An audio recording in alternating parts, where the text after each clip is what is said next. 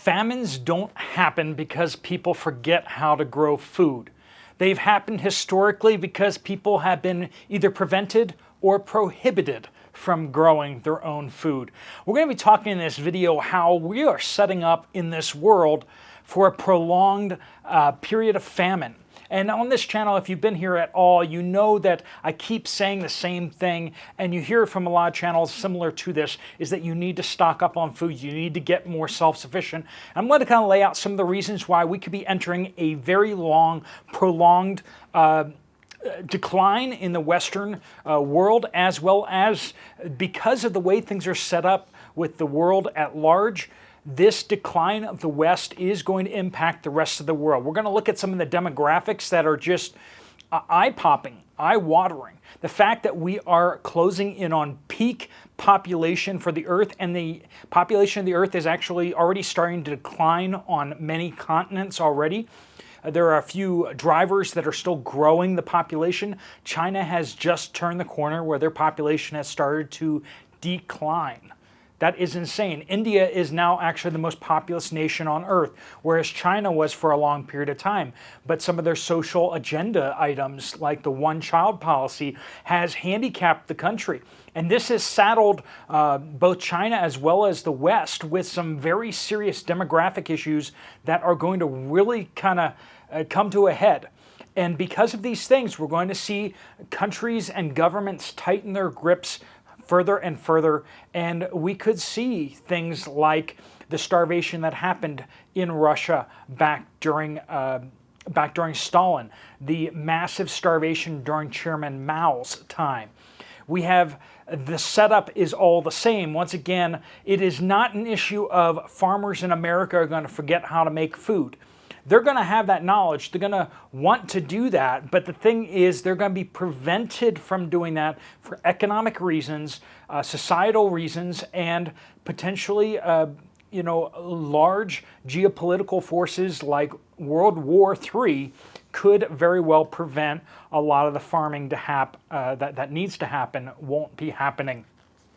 Let's jump right into it. So in the Bible, we see the story of Joseph, and it talks about how that the prophecy was that there would be 7 years of plenty and then 7 years of famine.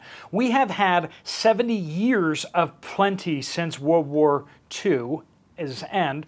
70 years of plenty, and it looks like, rough numbers and everything like that, it looks like we could be looking at 70 years of famine to kind of follow up.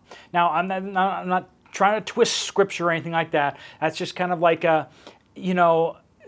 we see that kind of dichotomy. We see that 7 years to see 70 would be, kind of rounds and kind of sticks in my mind there. But we're going to walk through why 70 years of famine for the world does not seem I'm not going to say unlikely, but rather it is quite possible.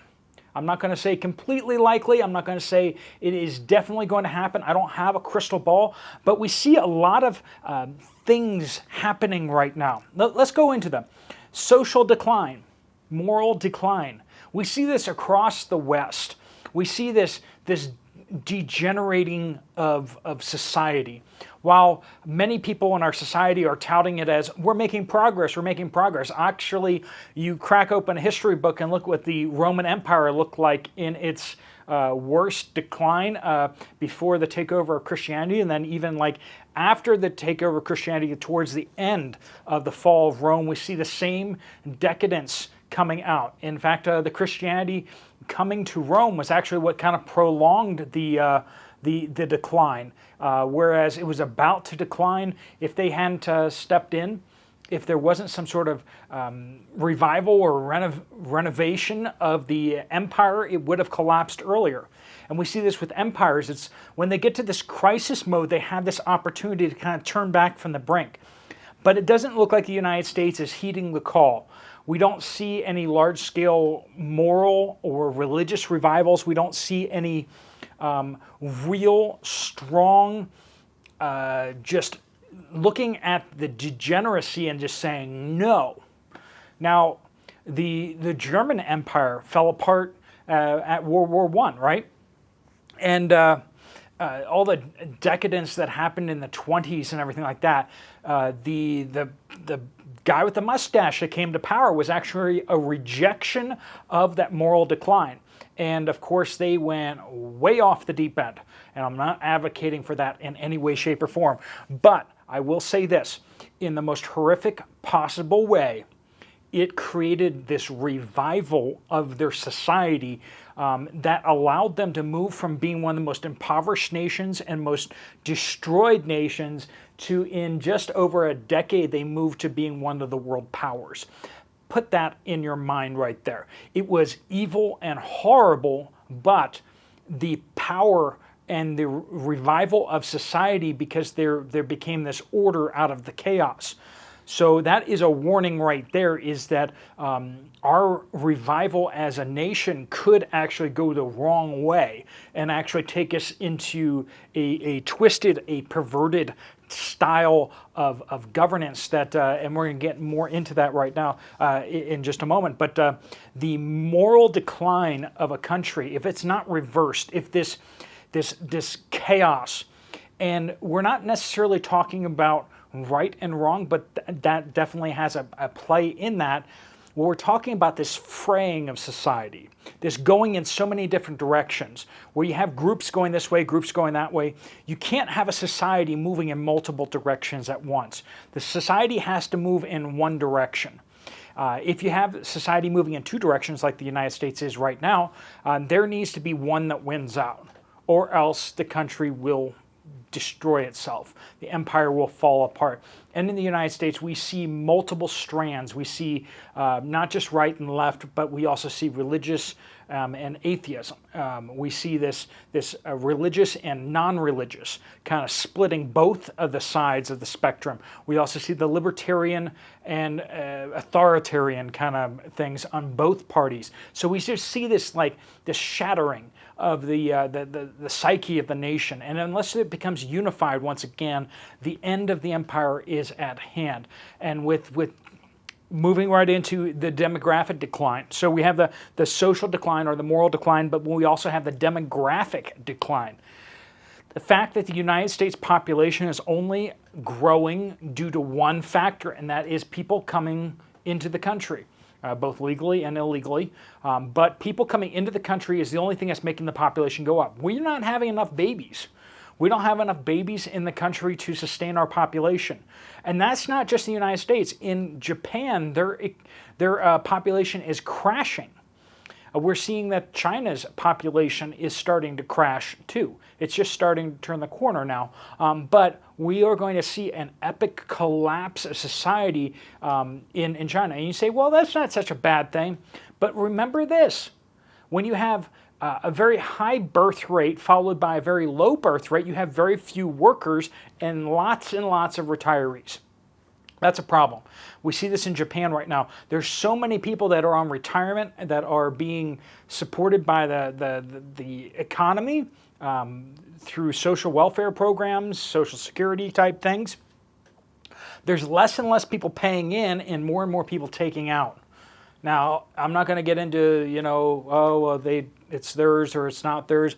We're not talking about that. We're just simply talking about the simple fact is that when you have a system where people pay into it and that money immediately gets distributed, for the most part, if you have less people paying into it and more people taking out of it, that's just simple math. It doesn't work. And that's why we see the Social Security system in the United States is on life support for just a number of more years before it just runs out of money. Where's the money going to come from? The less money is going into the system than is being taken out right now. And the fund is actually being depleted rapidly. And it will be completely depleted within the next 10 years, as estimates are saying right now, 10 to 15 years, depending on who crunches the numbers and whether they actually believe in recessions or not. If you're here believing in recession, well, then I'll tell you what, the Social Security program is going to collapse sooner than what you've been told, because they don't factor in any real recession. That's just insane. And just across the world, we're seeing these demographics starting to drop, where we're just not having enough kids. And country after country after country is going to be in serious insolvency because there's so many retirees and not enough workers. And that means the economies are going to be shrinking. And as economies aren't growing, but rather are shrinking, that's going to cause a whole world of problems there too, because the whole U.S. economy is based on the concept of it's going to constantly grow forever. What happens when the U.S. economy is actually declining? That's going to make the stock market do some crazy stuff that you have never seen before. I promise you. Once the U.S. economy and the economists start figuring out what that's going to look like, the stock market will just look like a different planet. It's going to come down so hard, so fast, and for a very long period of time, because it has built into its core that everything is going to keep growing forever. And that is not the case anymore. Social decline, demographic decline. Third, financial and currency decline. The United States dollar has been the world reserve currency, and it is declining dramatically. And it was used to just lubricate and just make the world kind of work. When we see the fall of the dollar, it looks like it's not going to be replaced with another fiat currency, because fiat currency is basically theft. If it's replaced by what looks like the BRICS countries are starting to propose, Brazil, Russia, India, China, and then South Africa, BRICS, right? If these countries, the global South, as it's also called, they're talking about replacing the dollar with a basket of resources, a resource-backed currency. This is going to change things completely. It's going to make things less efficient, but it's going to make it more solid. When you go from the sugar highs down to eating your vegetables, the change of pace is going to catch people off guard so badly. It's going to make money scarce. And we've had just money everywhere for generations. And when you see money suddenly get scarce like that, some countries have seen this. Value is scarce. And this shift is going to change the world. It's going to make us deal with the consequences of fiat currency for the last 70 years. The abuses that we haven't seen the effects of, we're going to see those suddenly and for a prolonged period of time. It's going to devastate economies that have been playing this game for so long. The United States does not produce much. We produce some energy, but we consume that energy.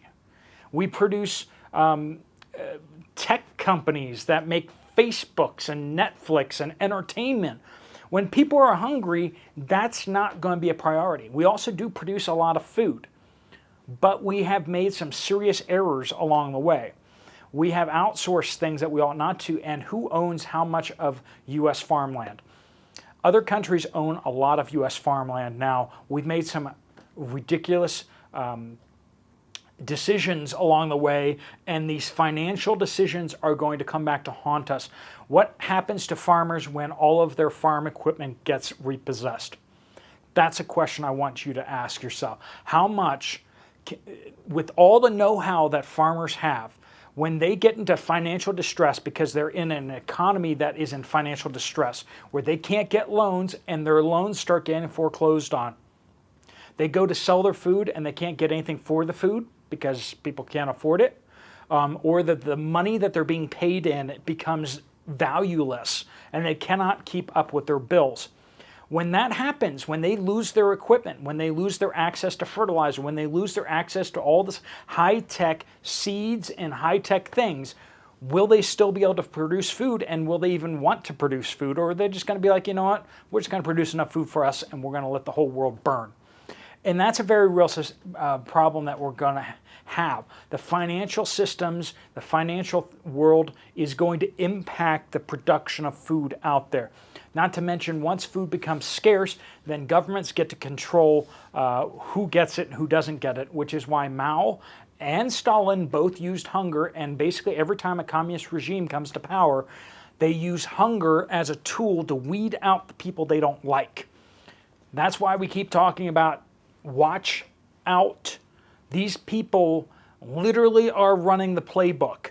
And here's the next step in the playbook: famine. Famine is a tool to destroy and to change and warp society at warp speed, right?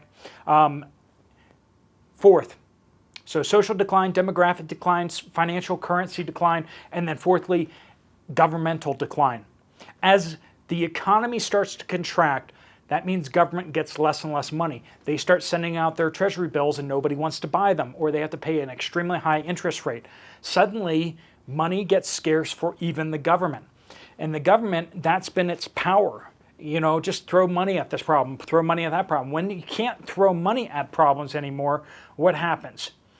Government needs to use different control in order to exercise power, because government doesn't really care about money. It uses money in order to gain power.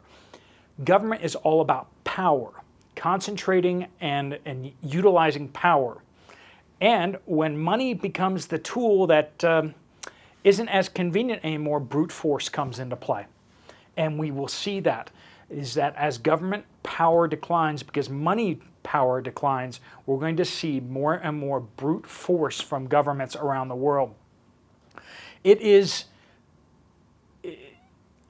not all dark out there.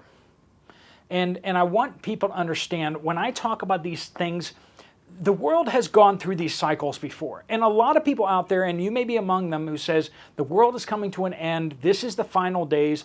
I say certain things, and then people are like, well, the Bible says in the final days, that's not the way it's going to be. Well, friend, is it the final days? I know that a lot of people think it's the final days, and it could be. It could be. I believe in those things.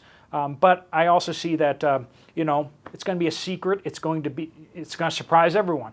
And for 2,000 years, since Christ prophesying about those things, the end hasn't come. So I think that it's prudent to kind of plan for the world to kind of continue, but act as if it's going to end tomorrow. Live your life in such a way that if the world came to an end, or if your life comes to an end, I mean, a car wreck could take you to go home to heaven, or could end your life at a moment. When your life ends, who cares if the world continues or not? I mean, really, your life's over, so just, enough with that. But plan your life and live like you're going to be here for another 100 years, or less if you're older, right? With technology advancing, I mean, you could live for a long time.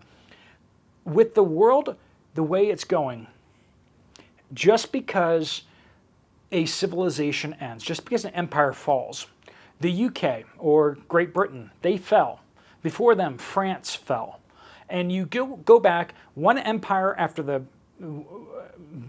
previous to the next, empires have fallen, all the way back to the Roman Empire. Empires have come and gone, and you know what? The world just kind of keeps on turning. There's a lot of countries in the world that used to be empires that now are just rubble heaps. And life continues on. People get married, have kids, they live their lives, and things can be bad, but at the same time, life continues, and you need to have that mindset too of whatever comes, you're just going to have to deal with it.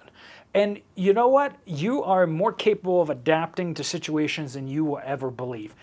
People will rise to the occasion, and you will rise to the occasion. And you know what? As awful as things will be, there will be a way forward. Sure, a lot of people may not make it through whatever may come next. A lot of people may not make that transition for whatever reason. And that's reality. You want to be prepared so that you can get through the next number of years, get through the next number of decades. But all you can do is just live wisely, live in a prepared sort of way where you are being prudent, but also live in a balanced way. Make sure you're having joy, and make sure you're pursuing things, your passions, and you have purpose in your life. If you don't have purpose in your life, then why live? That's, survival can't really be your purpose. Now, if you have joy along the way, if it's your family that is your joy and you want to prolong your time with them and you want to serve them, you want to make things easy for them as hard times come, then awesome. But you need to have that purpose, right? There needs to be more than just survival, because 70 years of famine is a very real possibility. After the fall of the Roman Empire, things devolved pretty seriously. Now, Middle Ages get a bad rap for being dark ages and stuff like that. Honestly, it's too hard for historians to follow all the different empires that rose and fell and everything like that. And there wasn't as good of documentation. But we do see at the end of the Roman Empire, when Rome fell apart, things really got chaotic for a long time. And that was truly a dark time in the world history. And we're seeing a very similar setup with the United States declining, where if the Western economy falls apart, it's going to take the whole world with it. And when that happens, things are going to get real basic real fast. We're going to keep the technologies, we're going to keep the know-how that we have, but no one's going to be able to afford this stuff. It's going to be hard to get the components that you need to build those computers and really important things. We're going to be spending a lot of time sifting through the garbage heaps and pulling out iPads and iPhones and trying to get them to work again and trying to jury-rig our own telephone systems and stuff like that. I mean, that's really, I think, much more realistic. Just think what it looks like to live in a third world country. I'm in here, Kenya, and seeing what people have to do, because while society hasn't collapsed around the world, it is not functioning here for all the people. And if you kind of have that in mind, when I go to the slums, when I've gone out to villages, I see some of the happiest people ever. And you know what? The collapse of Western civilization may be the best thing that happens to Westerners in a very, very long time. Because you know what? I go to the United States and people are miserable and depressed and lonely, and they don't even know what to do with themselves, yet they're the wealthiest people on the planet. It's really absurd. And then I go out to a village and people are just dancing with joy and happiness, and they are so excited. They love each other. They feel welcome. They feel like they belong. They celebrate things together. And I don't know. Money is pretty cool, but at the end of the day, maybe we have just missed the boat. Friends, life will continue. 70 years of famine, we'll find a way. We'll find a way. If you just keep the courage and you keep the stick-to-itiveness and you keep pressing on to find a way, that will really be your biggest weapon. If you just throw up your arms and say, I don't know what to do, I can't do it, you're going to be one of the people that's going to be run over by the world history. The people that are going to adapt and choose to survive because they have purpose. They need to survive so that they can see their next generation, so that their kids can survive what's coming. Those are going to be the people that are going to find a way. They're going to gather together with other people. They're going to work together. They're going to work hard, and they're going to find a way forward.